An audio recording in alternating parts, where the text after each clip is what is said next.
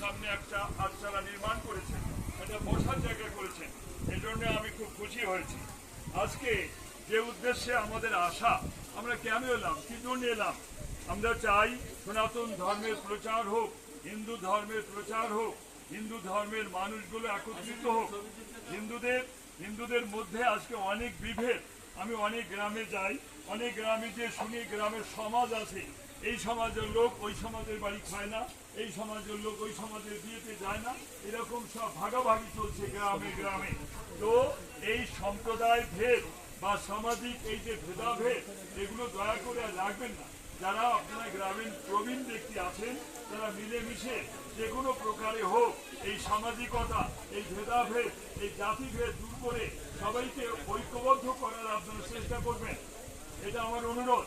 আর যে মহাপুরুষের ছবিখানা আমরা নিয়ে এসেছি, এই দেখছেন একটা বড় ছবি নিয়ে এসেছি, তার চেহারা আপনারা দেখুন, তার চেহারা দেখুন।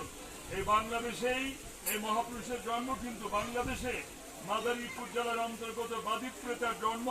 তিনি যদি এই দেশে জন্মগ্রহণ না করতেন, তাহলে এত বড় সংঘ গড়ে উঠত না।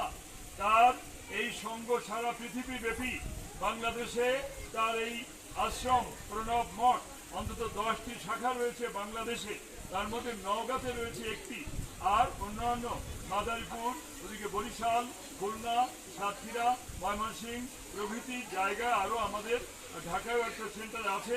এভাবে 10টা ব্রাঞ্চ আছে আমাদের বাংলাদেশে। তার মধ্যে আমরা এসেছি এখন নওগাঁ থেকে। আর ভারতের কলকাতা আমাদের ওখানে আশ্রম আছে, ভারতের বড় বড় শহরে আশ্রম আছে এবং বড় বড় তীর্থ আছে। যদি কোনোদিন আপনারা কোনো তীর্থে যান, গয়া, কাশী, পুরী, বৃন্দাবন প্রভৃতি ভারতের যত বড় বড় তীর্থস্থান আছে, সেখানে এই মহাপুরুষের আশ্রম আছে। ওখানে নাম ভারত সেবাশ্রম সংঘ, আর বাংলাদেশে নাম প্রণব মঠ। জেনে রাখবেন, প্রণব মঠ। প্রণব শব্দের অর্থ কিন্তু কৃষ্ণ। প্রণব শব্দের অর্থ কৃষ্ণ, এটি গীতা লেখা আছে, গীতা পড়লে জানতে পারবেন। তাই ওনার নাম হচ্ছে প্রণবানন্দজি, আর উনি যে মঠ প্রতিষ্ঠা করেছেন তার নাম প্রণব মঠ। এই মহাপুরুষের আগমন হয়েছিল 1923 সালে। তিনি যদি না আসতেন নওগাঁতে আশ্রম প্রতিষ্ঠা হতো না, আর আমরাও আসতে পারতাম না। আপনাদের কাছাকাছি আছেন নাটোর, নাটোরেও কিন্তু সেই সময় একটা কালাজ্বর চিকিৎসার কেন্দ্র হয়েছিল। তখনকার যুগে কালাজ্বর নামে একটা জ্বর হতো, ওই জ্বরে অনেক মানুষ চিকিৎসার অভাবে মারাও যেত।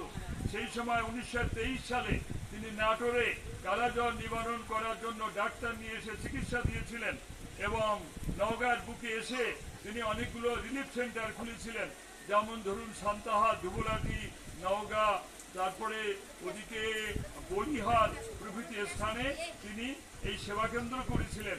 6 মাস সেবা করার পর বর্তমান যেখানে নওগাঁ আশ্রম, আপনারা যেতে পারেন, যে কোনো দিন যেতে পারেন, তবে ফোন করে গেলে ওখানে আপনারা প্রসাদও পেতে পারেন।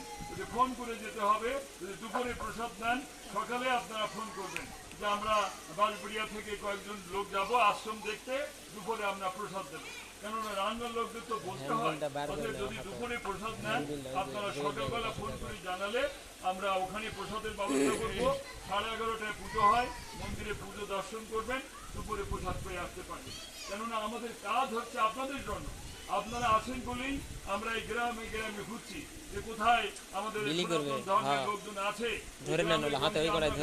শহরে ঘুরি, অতএব দেখার সুযোগ হয় না। আপনাদের গ্রাম শেষ করে আমরা আবার পাশে নলদ্বীপ